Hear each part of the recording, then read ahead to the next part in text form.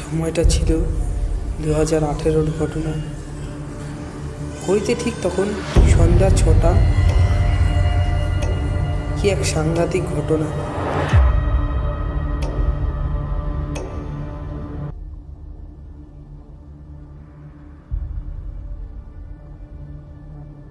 কে তুমি? কি চাই তোমার?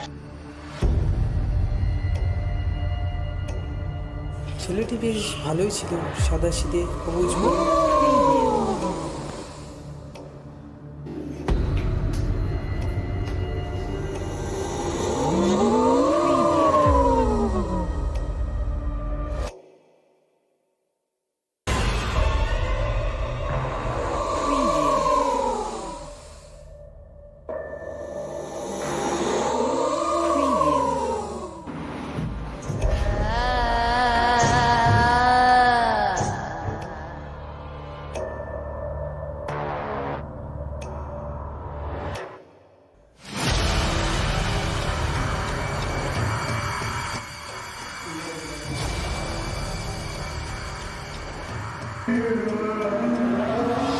আচ্ছা, তাহলে কি এখনো সেই আত্মাটা ওখানেই থাকে?